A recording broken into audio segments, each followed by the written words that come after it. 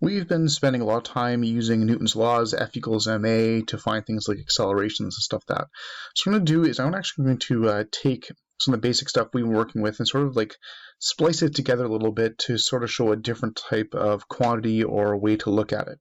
So we've been spending a good amount of time using, F equals ma to find things like accelerations, and of course accelerations change in v over change in t. And what I'm going to do is I'm actually going to put these two things together. So if I replace this with the delta v over delta t expression, I can actually write this as m change in v over change in t, something like this. Now what I'm going to do is, first of all, I'm going to multiply both sides by t, get rid of the t down here. If I multiply by t on this side, they'll cancel, or just move it over to this side. And I can rewrite that as force times change in t is equal to m times change in v. Now I'm just going to expand this out a little bit, and that'd be v2 minus v1. Okay, so you can find the change in v just by subtracting the two v's that you happen to have. And then what I'm going to do is I'm just going to multiply with these brackets. This is basic math. Multiply the brackets, and I'd have something like this.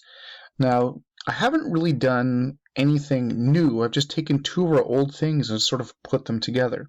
And as soon as you do that, you can get this little expression right here, and that right there is momentum, which was worked on for you guys in grade 10 science. And that's what momentum is right there. Momentum is mass times v.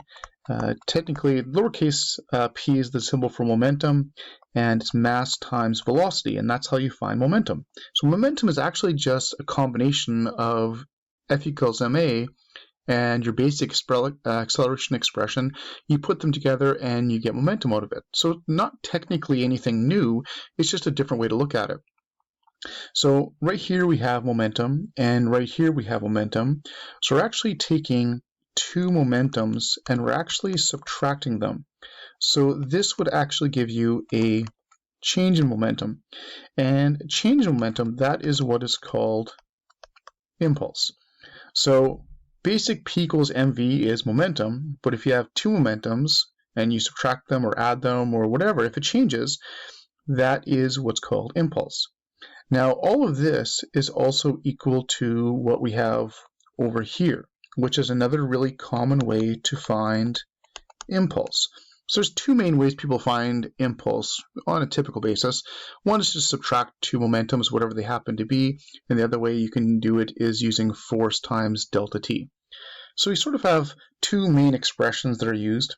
We've got momentum is equal to mv, and we've got a change in momentum is equal to force delta t, and this one is the impulse.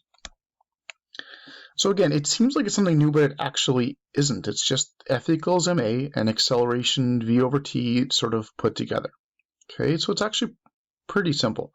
And it's basically what you can do is you can do a lot of the same types of questions you guys are doing before, just from a different perspective, using different quantities and stuff like that. But it's really the very similar types of questions. There's a couple things you can do better with momentum. Sometimes it's better to use F equals ma, VAT type stuff, but a lot of the questions can be done either way, and it doesn't really make much of a difference.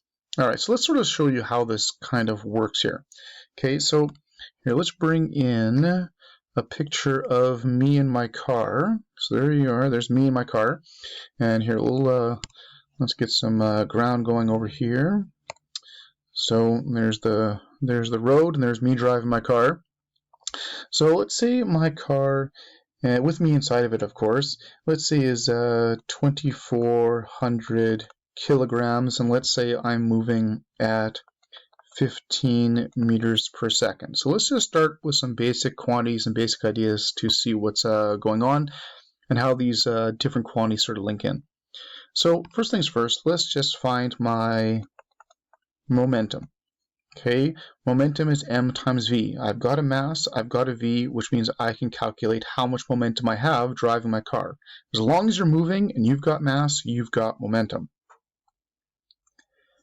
So if I do the 2,400 times the 15, I have about 36,000 for momentum. And the units for momentum are just a combination of the units of these two put together. Mass is in kilograms, and v is in meters per second. So it's really common to have kilogram meters per second for momentum.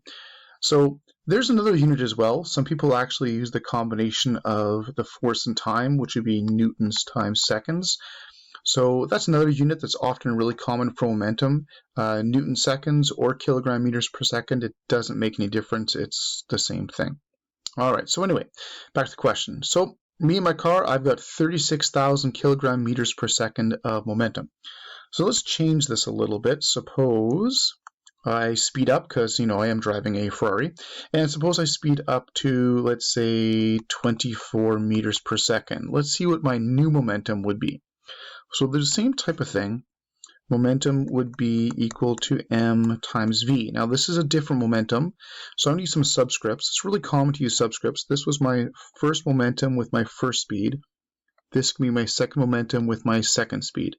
So I'll do the same type of calculation. I'll just take that 2400, that is the mass of me and my car, that hasn't changed, times that by 24, and I've got 57,600 kilogram meters per second for momentum.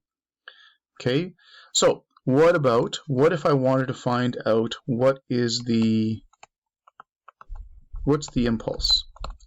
Well, impulse is just change in momentum. That's all it is.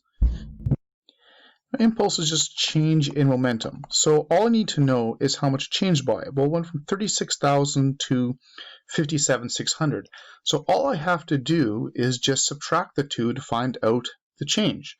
And if I just subtract the two, it went and changed by around 21,600 kilogram meters per second. So that's my impulse.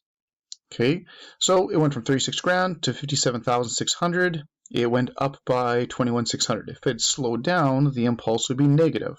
So positive impulse, you're going faster. Negative impulse, you are going to slower. So again, let's build on the situation a little bit more. Okay, what if, in my little Ferrari, maybe it took 4.5 seconds to go from 15 to 24? Well, then maybe what I could do is I could calculate how much force was used. Well, you could do, the change in v over change in t to get the acceleration. You could do F equals ma to get the force. Like, you can do it all that. You can do that, but you can also use impulse ideas. I know that my impulse was 21,600, and another way to find impulse, aside from subtracting two momentums, is to use this expression. So since I have the impulse and I have the time, I can just divide the two to find out what the force was. So force is just impulse divided by time. Well, I've got my impulse, that's the 21,600. I've got my 4.5 seconds. So if I just take that 21,600 and divide it by the 4.5, I've got a force of about 4,800 newtons. So 4,800 newtons was used to accelerate the car. So again, you could have done this question using F equals ma, the VAT, the two classic expressions we started with. This is just another way, another aspect to do similar questions by using an idea that you guys first learned about in grade 10 science when you guys learned about basic momentum. So again, nothing really new, just a different aspect or a different way to look at similar types of situations you guys have already been working on.